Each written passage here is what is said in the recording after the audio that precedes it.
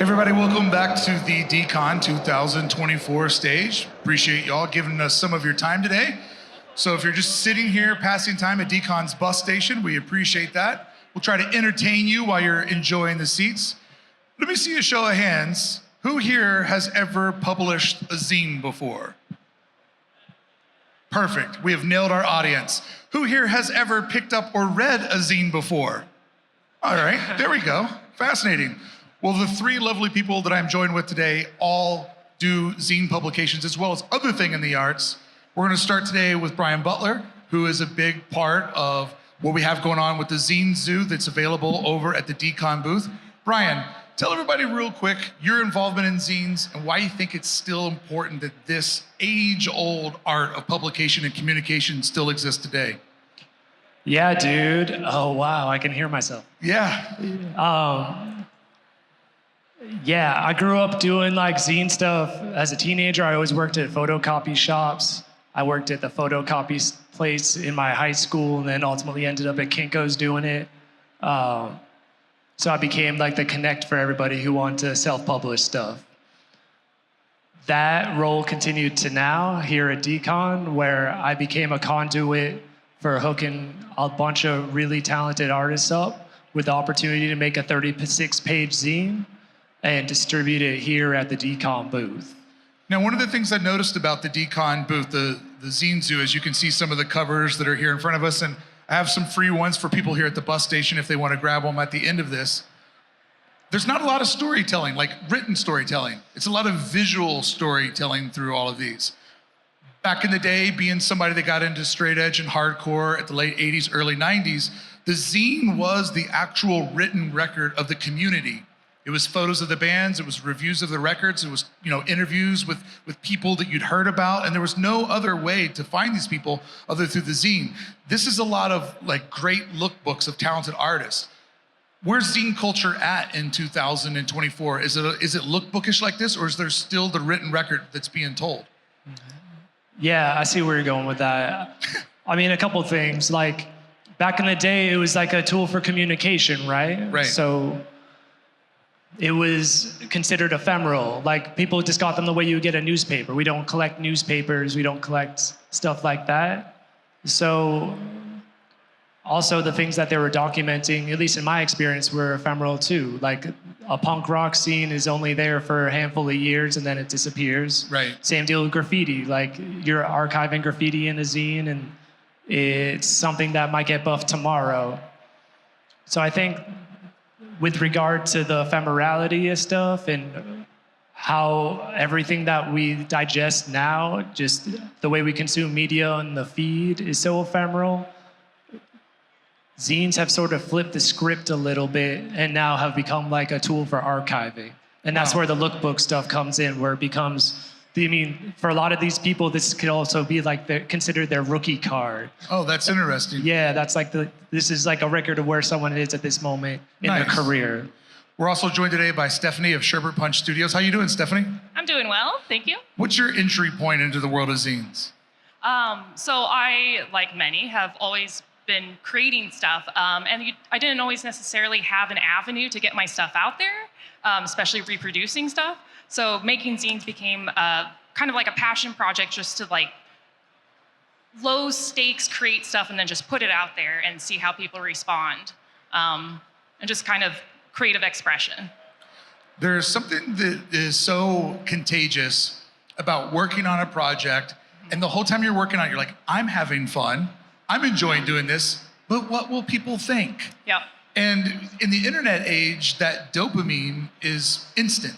But with something like a zine, I remember we would make zines, we'd go to Kinko's overnight, we'd make zines. If we sell enough, we might make enough money to get into the show, right? Right. And so there was that buildup of anticipation. Will people like it? Will people respond to it? Will they think our jokes are funny? It prolonged the reward that you got, which I think in an innocent way made it a way more of a sweet journey, right? Like you were doing all this in hopes that things would find you later. Like, do you still have that kind of anticipation of like, I hope that this lands well, I hope that I communicate my ideas? Absolutely, and I do a lot of what I call just like throwing stuff out into the ether, and then you just hope it kind of comes back positively. But being able to put stuff out there and just kind of let it live out there, have its own little life, and then have it come back. And sometimes it's years later, you've realized you've influenced people that you've never met because they found that one thing. Yeah. And you're just like, I made that like in my basement, like late at night. I should have been doing something else, but I was doing that. So work with me on this. What would be the difference of an idea that you go, that's a social media post, but this is a zine post? Like, how would you differentiate one of those creative ideas?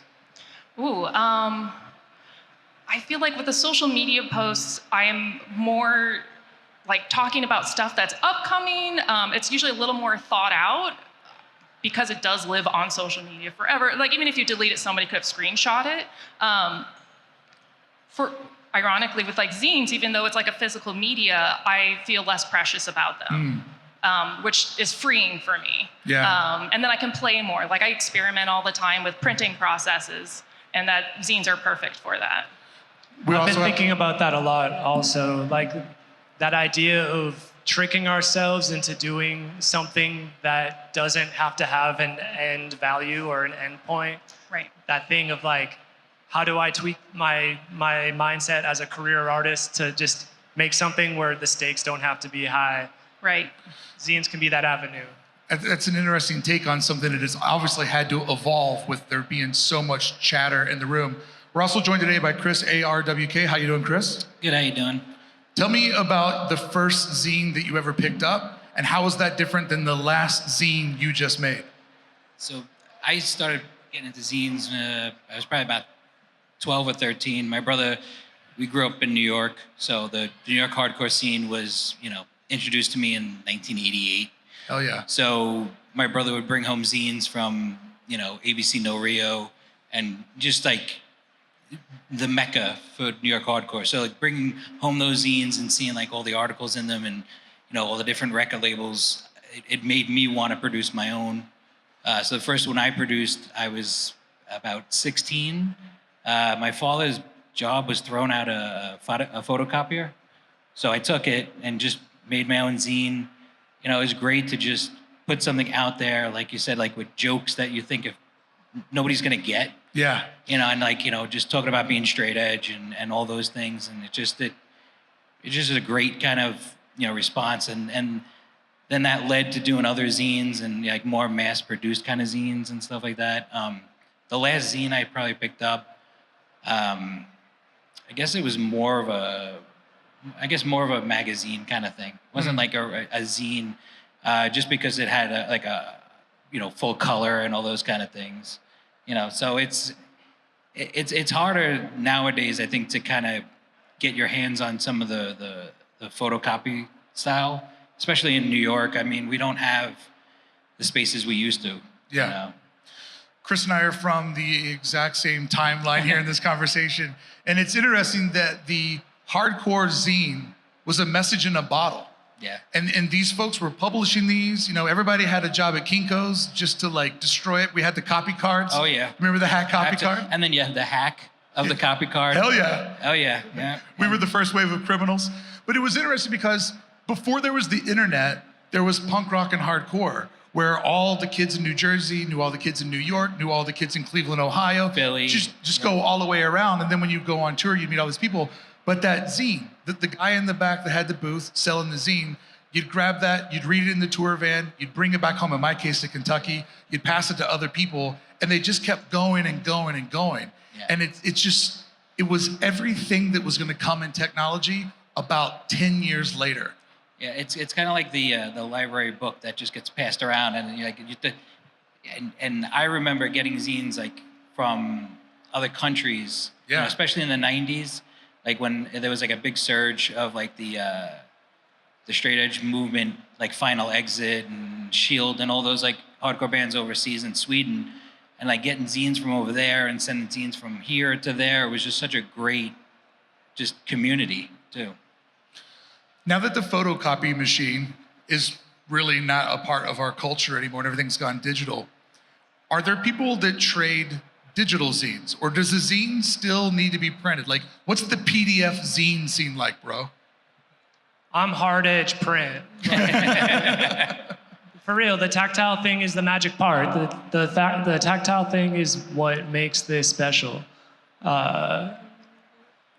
Yeah, especially thinking about it as an archive, especially thinking about it. I saw like one of the vendors, you know the vendor's name. There's someone's got like trading cards over there. Yeah, collective, the Creative Collective. Yeah, dude, like this, we're in a room full of people who are nerds for tactile stuff. So like, I think we can all like unanimously agree that tactile is the magic of this thing. I mean, tactile, Stephanie, it gives you real world problem solving, right? Like, Absolutely. remember the first time you did a zine and you took a scratch piece of paper and you're like, so page 1 also connects over to page 8. Oh my God. Remember doing those little cheat sheets? You never feel more dumb than when you're trying to figure that out. Yeah, when you're like, a 13-page zine doesn't exist. Right, and then learning about like the gutter and figuring out like you go to trim something off and all of a sudden you've lost like half a word and Yeah. you're like, oh my God. Well, I remember one day I found out that they made a longer stapler. Because like you'd sit there and like, you're trying to fold it and it's just like, wait, so I can actually get a stapler that reaches the middle of the book? Yeah. But it was also one of those things where it's like, because you laid out type, photocopied stuff, remember ripping pages to get that cool rip look around photos? Yeah. But then the first time that I sat in front of Photoshop, I was like, holy fuck, this is a zine making machine. Like all the things that I was just doing at Kinko's because it was too much to use that computer per minute. Yeah, Oh, yeah. for sure. And half the time those computers didn't even work right. No. Yeah. Quick show of hands here. Who here's been fired because they abused a photocopy machine at a job? Anybody? Am I the only one? I for real lost a job for abusing the photocopy machine. They're like, your work's pretty good, but we need to talk to you about what you've been doing. And what was great too was the photocopiers with the actual toner, like the powder toner, like it just, it had a better look, a smell, everything. Like inkjet's great and everything, but that powder was just so different. And plus you knew it wasn't, if it got wet, it wasn't gonna smear, it wasn't gonna be a mess, you know? Yeah, on that like material stand front too, like the silkscreen universe, like Rizzo printed stuff. For sure. Like there's all sorts of like subsets for just the way that people are actually printing stuff. And then actual collectors and fans of each of those things too. In the early 2000s, Rizzo printing had like a whole resurgence where people were like, hold on, these printers exist. They're not expensive because people didn't know what they were worth at the time. And I can basically do like silk screening, you know, like color separations and print 2 or 3 colors and put a zine together. But it's interesting because once again, when we look at tech, right? Tech has largely been founded by people that are a generation in ours or a generation down. So much of social media is a digital mobile version of zine making. It is curation, creation, communication, which was the bedrock of what the zine was all about. And fewer people created zines within these communities that we're all from, whether it's, you know, punk rock, straight edge like we're talking about, but even going back into the 50s, Disneyland had their own zine that the cast members would make. And they would talk about different things that was happening behind the scenes. And now, you know, 60-something years later, they're an amazing archival record of what was happening. But social media actually is the zine in fast, instant form. And because it's so easy, everybody in this room is a publisher now. And we started out this conversation, who's held one? Everybody's hand went up. Who's made one? There was like one joker somewhere around in here that had made one. So it just kind of goes to show, like, once again, like the creative culture is what has fueled all of the stuff that is elevated and is also kind of killing the creative culture. Like, have you ever thought before about the connection between the two, Brian? Like when you were holding Instagram for the first time, you're like, I think I've done this before. Yeah, certainly. And I mean, you can even tie that back to what people ended up publishing in this Zine Zoo thing, where like a handful of people, it's like what you're saying, like the things that you want to share, the things you want to broadcast, the things you want to post. Like some of these people ended up kind of showcasing their portfolios and the many hats that they wear, their different skills. There's Killer Napkins, who's over here. He's one of the people that produced one of these, the Vegas Zine Zoo things. He has incredible rubber masks and like toys and stuff, but also in the zine that he made, he gets to also share the hat of like a mural artist. Yeah. So like, I don't know, it's another way that he can bring that skill set to his table. There's also people that are just made like exhibition catalogs for shows that they did recently, or personal sketchbook pages, and like kind of sharing that unseen process. And so like, that's another thing about the social thing that you brought up also, is just that like a lot of the stuff that we broadcast is the final thing, Right. where like, in this format, it's almost more romantic to publish some of the process also. So where would you say that a zine ends and a magazine starts? Like, for example, when Beastie Boys did Grand Royal, was that a magazine or was it a very expensive zine? To me, it was a magazine. Yeah. I mean, so for me, I remember like back in the day, Peel magazine, which was originally a zine. It was Peel zine, and it was all stickers. The first few issues were straight up zine feeling. Once they transferred over to full color, a binded back, that's when it lost that zine kind of quality to me, and it became more of a magazine, which doesn't, discredit it, but it kind of changes the look.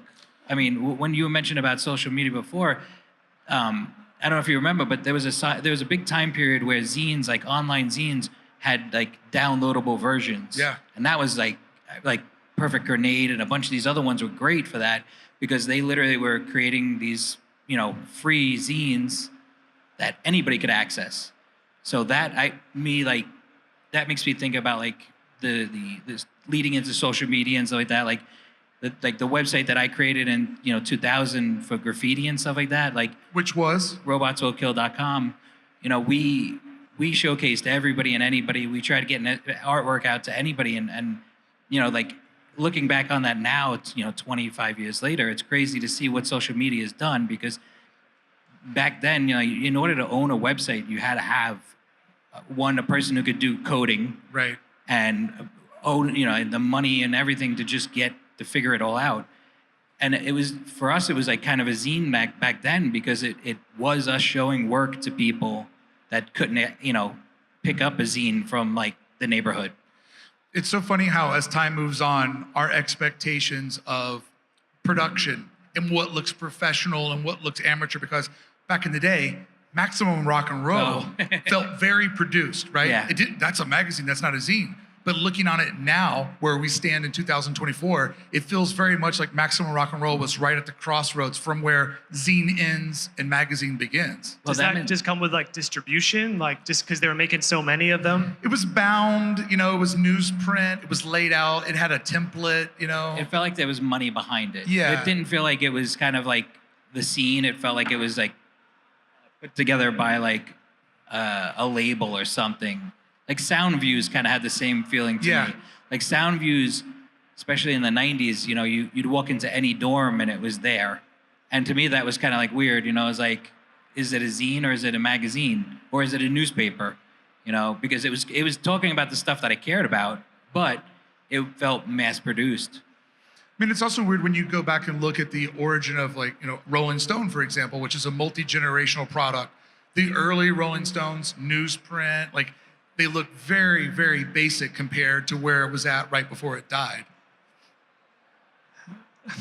You getting ready to say something? Did you just kill Rolling Stone? Is Rolling Stone dead? I mean, it doesn't have the cultural relevance that it once had, for sure. For sure, yeah. And they post on social media their views, and people just bash them. It's like, if you've ever looked at a Rolling Stone social media post, that used to be the corner of like, this is where like liberal minds go to share thoughts. And now they just get completely bombarded by people that think different than them. And there's no conversation anymore. It's just a cesspool of people that hate them for being liberal.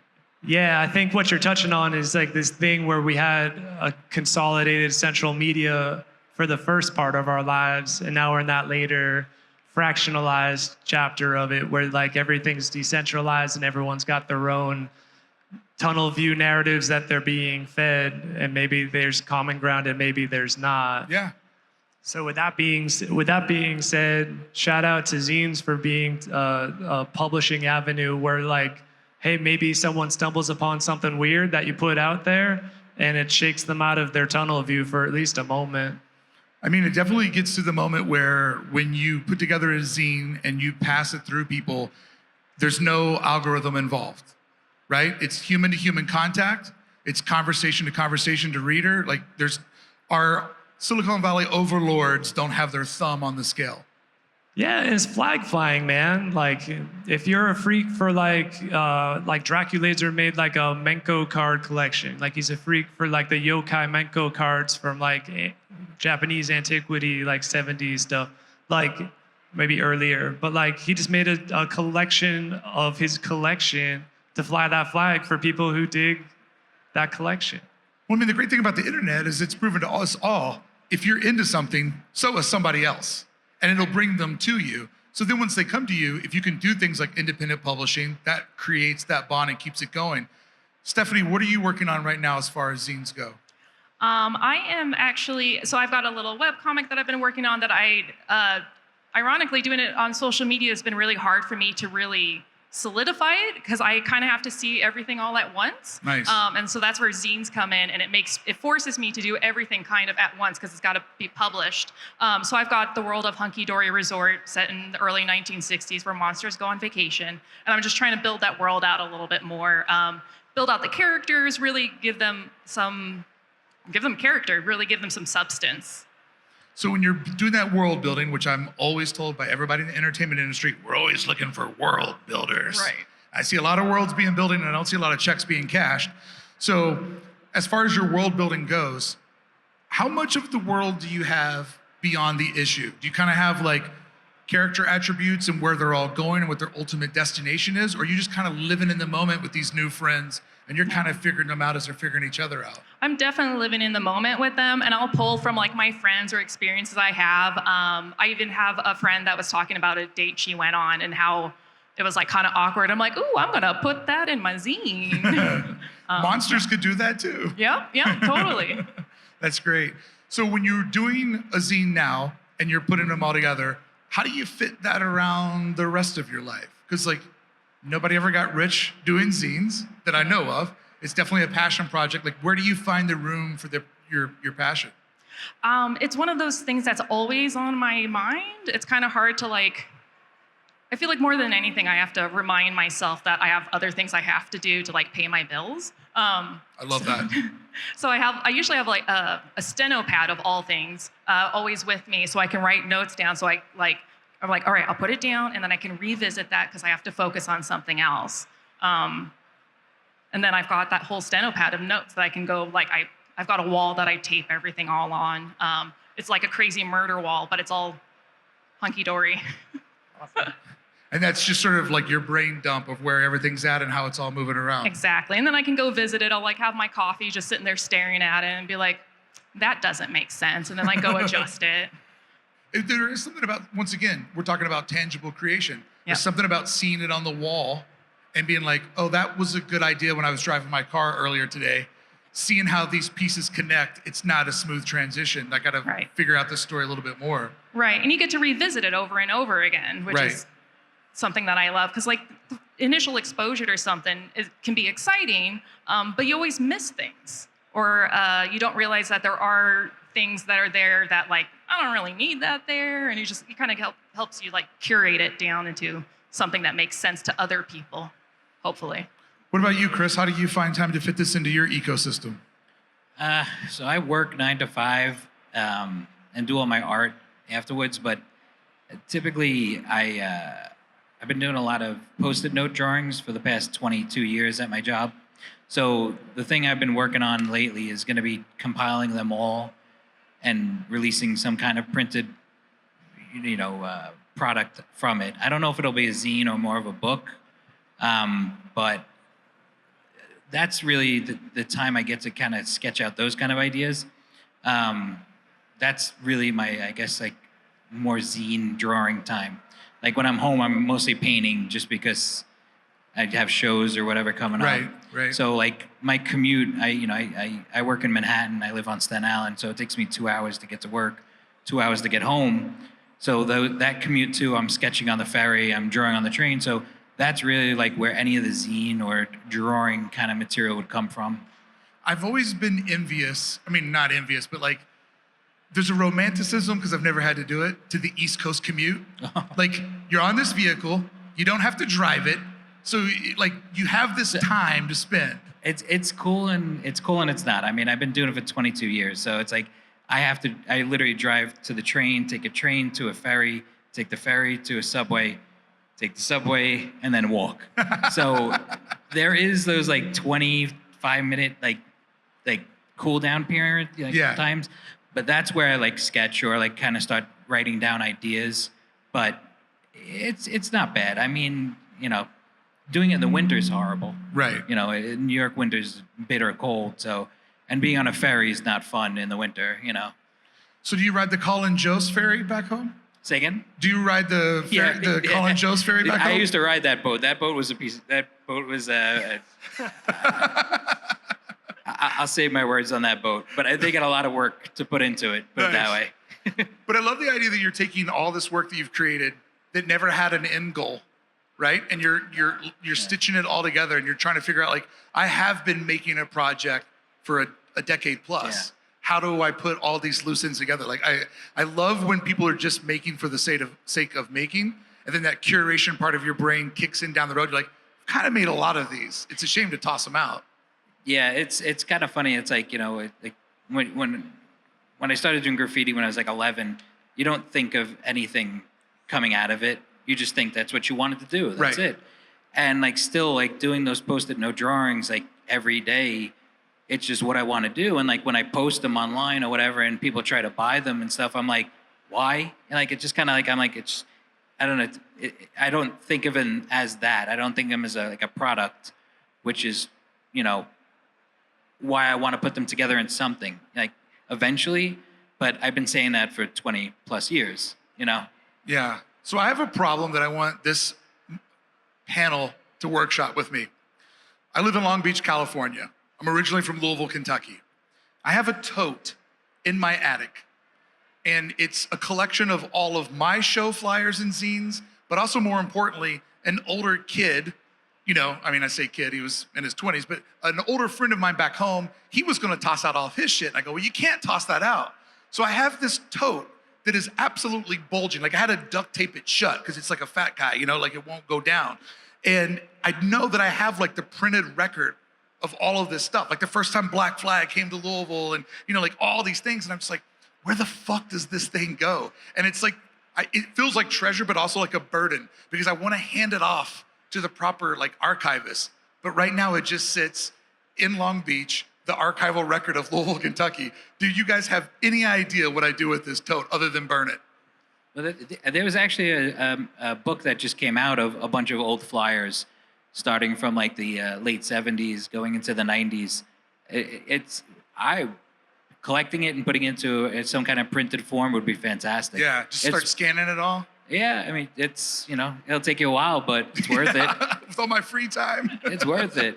And all that stuff, I mean, like going to the Punk Rock Museum while we were here and seeing, you know, even like little things that like Joe Strummer wrote on being hung up, and it's amazing that stuff didn't go anywhere. Right. And, you know, like knowing that, like, you know, pieces of CBGBs are sitting in a warehouse somewhere, and that's what I think, you know, zines are in many ways. Yeah, treasure, archival treasure. Yeah. Like, especially as an ephemeral thing. Like, no one thought that any of that stuff was important. And then, like, fast forward, for the nerd that did think it was important, like, everyone's looking at it like treasure. Yeah, I mean, growing up and being, you know, having a million flyers on my wall, like, you know, at that time, it's the most precious thing. And then you take them down and you're just like, what do I do with them now? I kept them. Yeah. You know, it's not like I threw them out, but. Well, I was too smart to throw them away, but too dumb to know what to do with them, which is kind of the story of my life. But I think about it, it's like, when we think about like punk rock and independent music in America, Kentucky's an interesting thing because it's one of those, like, nobody goes on tour to play Kentucky, but it patches the gap between Cincinnati and Chicago, right? So it's kind of a weird collection of like bands as they were trying to figure out where is the network where they can go. Like Cro-Mags played there once before. Yeah. I'm sure they didn't start a band, but one day we'll play Louisville, Kentucky, right? So it's an interesting record that I have, and you gave me the greatest inspiration. I'm gonna wrap it up like a baby that you drop on the doorstep of the fire department. I'm just gonna go to the Punk Rock Museum and be like, this is yours now. This is for your Kentucky wing. Have fun with this. Do what you will. Have fun with thy bidding. Well, that's what's great about that too, is since it is kind of a, for lack of a better term, a random state. You know, it's not like New York. It's not California. Oh, it's fucking random, dude. Yeah, it's great to document what happened there. Right. That like most people aren't going to think of. You know, like my cousin's band is on tour right now. You know, they play all these shows and like they're heading over to, you know, Germany with Terra, and they're playing all these like little areas, and like if you're not in a band, you're not seeing those little tiny spots. And it's wild to think that that is getting documented by the people of that area. You know, like Avail playing Staten Island was like amazing to me. Yeah, like, yeah. It's like you're playing Staten Island, you know, seeing Refused in Long Island at some little random club.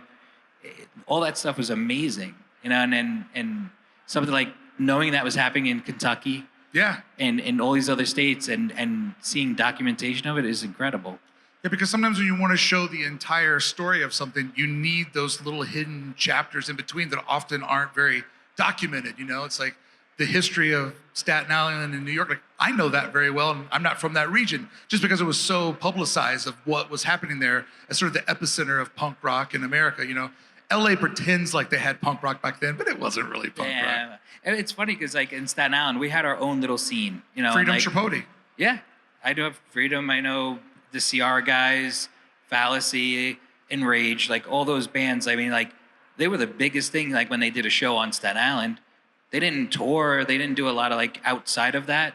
But you know, Freedom used to do the shows at the Joint. Yep. Had the Dago Bach, that cafe with the record store and everything. So knowing that was happening and like 2 states over, people had no clue. It was incredible. And it's... I mean, the pre-internet, it was wild because we would play the Peowak in Long Island, and people who live in Long Island have never gone to a show in New York City. I'm like, how do you live in Long Island and you've never been to New York City? It blew my mind. That drove me crazy. I had friends, I remember, so Peowak was one of my favorite places. I saw Snapcase, Refused, Sick of It All there a million times. And I had friends that I would drag them to shows in Manhattan because they'd only go to shows in Staten Island. And I'm like, you realize Sick of It All is playing with Rancid like an hour away, not even. And I'd literally have to drag him in my car and be like, let's go. You don't even have to take a car. There's a train that will take you right there. Like you don't even have to take your car to the city. It's such a weird pocket. Yeah. And like it's even like going to shows in Jersey and stuff like that was so different, you know. It's like and you saw the people and the zines in Jersey were completely different than the zines on Staten Island, the zines in Philly. It was great. Oh, for sure. And I mean, we're just illustrating really like pre-internet how all these little pockets kept everybody attached together. So Brian, where are zines at like right now? Do you feel like the scene is solid? Do you feel like new people are getting into it? Like where do you think it's at with digital publication? Like with so many people having iPads and different entries to get into illustrating and publishing, like, do you think it's healthier than ever? Or do you think it's time that we need to make sure people know that it's around and it doesn't go away? Beats me, man. That's not my department. But I'll tell you what you guys were just talking about with like the regionally specific concert stuff and all that is truly the impetus for the reason I started drawing concerts. Like rocking zines is like one of the hats that I wear, but since 2008, I've been going to shows and just drawing bands as they perform from the audience. I bring my sketchbook and just like draw the pretty bartender and like everybody on stage that night. He's really fucking good at it too. You have to check it out. It's Thanks, great. dog. That's one of my favorite things. I remember when you started doing that and I was like, why did nobody else do this before? It was like one of the best things like ever. Thanks, Especially, dude. I think it was like a war show that you drew at. I was like, it just captured being at the show. And it was better than a photograph because it was covered in blood? Yeah, 100%. I remember wearing that white T-shirt to Guar, so you could come home covered in blood, and then stopping in Ohio at a Denny's and the sheriff being like, "Where the fuck did you boys just come from? Like we just looked like we committed a murder." First time I ever saw them, my brother, we were going to see them at City Gardens down in Trenton, in Jersey, and my brother looks at me and goes, "Put on a white shirt." I'm like, "What?" He's like, "Put on a white shirt." I understood. 20 minutes into the show, I was like, this is why. Yeah, we had our white shirts. We'd write the date on them and be like, that's the time we saw them in Columbus. That's the time we saw them in Cincinnati. All right, so as we're wrapping up today, I always like to do this because DCon happens, towards the end of the year. I like to kind of see what people are working on, what they're hoping to do in the year that comes up. Like, I love the turning over of a new year. It's something you definitely have to celebrate because you only get to do it so many times. Brian, what is your goal for next year? And also working there, like, what do you want to do in the zine space? Sure.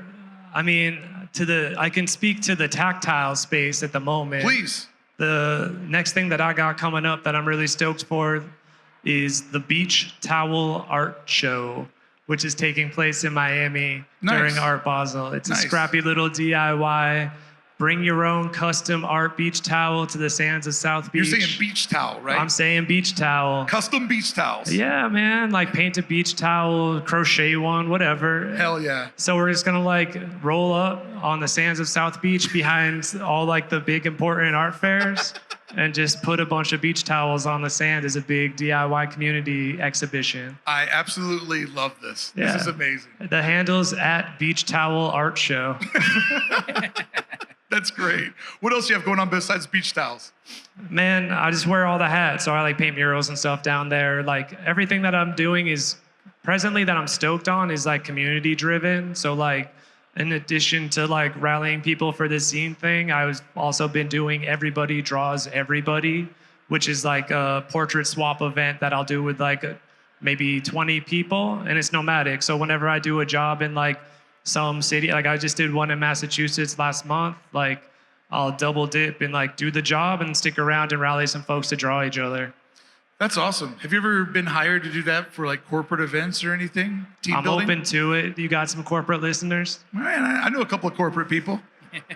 Stephanie, what do you have going on with the zine world? What do you want to knock out next year? Ooh, so I have been building out my screen printing studio in my basement Nice. and making it more effective. So I'm hoping that I can start printing my zines, screen printing them. You're printing on flat stock. Yep. How big of a bed? Like how big can you print? Reliably, like 12 by 18. I love the reliably. Like how much can I really push through the mesh? Right. Especially because I'm a little bit shorter. Like Yeah. screen printing big stuff's like really hard for me to get that angle just right. Do you print sideways or long ways? It depends. Okay. Sometimes my screens aren't very clean and I have to work with the space that's available. I have been there before on that one. So you're going to work on the screen printing shop? Yeah. Do a lot more self-publishing? Yeah. I actually had a risograph machine previously, but I am not technologically adept enough, so I ended up selling it to a local place that's been printing zines in St. Louis. And how long have you been screen printing? I think it's been about 12 years now. Nice. But I think in the past couple years, I've been kind of figuring out how it works for me and how I like to draw. That's perfect. That's perfect. Because it's like, with all of these different things, like I always say Photoshop, for example, Photoshop's like the human brain, right? Everybody uses 8% of it different than everybody else. And you have your little corner that you go in, you're like, I never touched that button. I have no idea what that button does. I don't want everyone to see that button. I would take it out if they would allow me, because every time I accidentally hit it, I go, what are channels? Why is everything red? Why can't I select anything anymore? Get the fuck out of my life, channels. I don't need you. I've printed thousands of posters, never needed fucking channels once. I hate you, channels. Chris, what about you? My favorite thing about Photoshop is you end up finding out that there's one thing that you could have done. Meanwhile, you're doing it 20 steps. And it literally was like, oh, I could have just done that? Cool, thanks. What I have coming up, so outside of the zine world, I have some new vinyl toy projects coming out with Strange Cat Toys and UVD Toys. I have a solo show coming up in February at Harmon Projects in Manhattan. And then I'm just working on putting together the Post-it Note series and doing something along those lines. Those are the main things. Awesome. Well, for everybody who's here, if you're interested in one of the zines that DCon is selling, feel free to come up and grab one. The Zine Zoo is available at the DCon booth. We have other free ones for you to grab off the stage as well. All right, everybody, let's make some noise for our zine panel. Thank you so much to Brian, Ashley, and Chris. Appreciate you all.